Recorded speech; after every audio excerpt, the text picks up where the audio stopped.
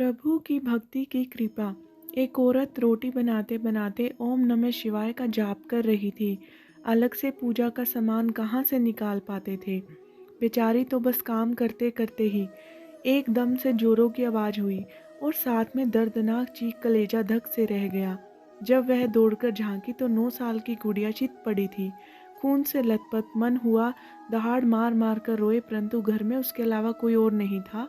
रोकर भी किसे बुलाती। फिर गुड़िया को संभालना भी तो था। दौड़कर नीचे गई तो देखा गुड़िया आधी बेहोशी में मम्मी की रट लगाए हुए थी। अंदर की ममता ने आंखों से निकलकर अपनी मौजूदगी का एहसास कराया। फिर 11 दिन पहले करवाए अपेंडिक्स के ऑपरेशन के बावजूद ना जाने कहाँ से इतनी शक्ति उसमें आ गई कि उसने गुड़िया को गोद में उठाकर पड़ोस के ही हॉस्पिटल में दौड़ी। रास्ते भर भगवान को याद करती रही और उन्हें कोसती रही, बड़बड़ाती रही। महादेव, क्या बिगाड़ा था मैंने तुम्हारा जो तुमने मेरे ही बच्चे को। खैर डॉक्टर साहब मिल गए और समय पर इलाज होने पर गुड़िया बिल्कुल ठीक हो गई। चोटें गहरी नहीं थी, ऊपरी थी, तो कोई खास परेशानी भी नहीं हुई। रात को जब घर पर सब टीवी देख रहे थे तब उस औरत का मन बेचैन था, भगवान से विरक्त होने लगी थी। एक माँ की ममता प्रभु सत्ता को चुनौती दे रही थी। उसके दिमाग में दिन की सारी घटना चल रही थी।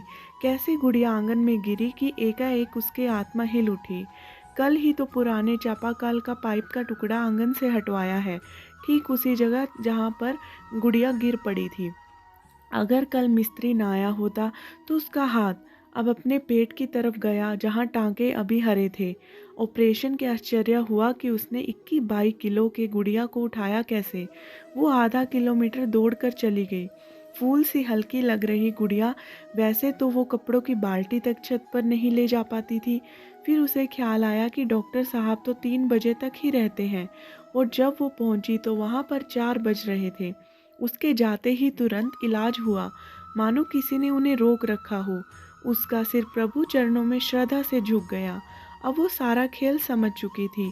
मन ही मन प्रभु से अपने शब्दों के लिए क्षमा मांगने लगी।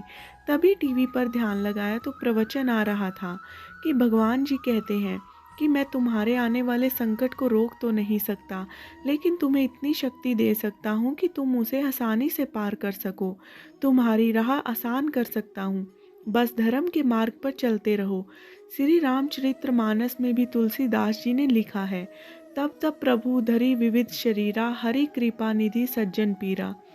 जब जब भक्तों पर संकट आता है प्रभु विभिन्न रूपों में आकर अपने भक्तों का संकट हरते हैं। अक्सर लोग भी कहते हैं, आज तो उन्होंने समय पर आकर जान बचा ली। कौन आया समय पर?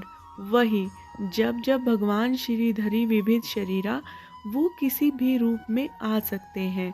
तो आपको आज की ये वीडियो कैसी लगी प्लीज़ कमेंट करके ज़रूर बताएं और चैनल को सब्सक्राइब करना ना भूलें।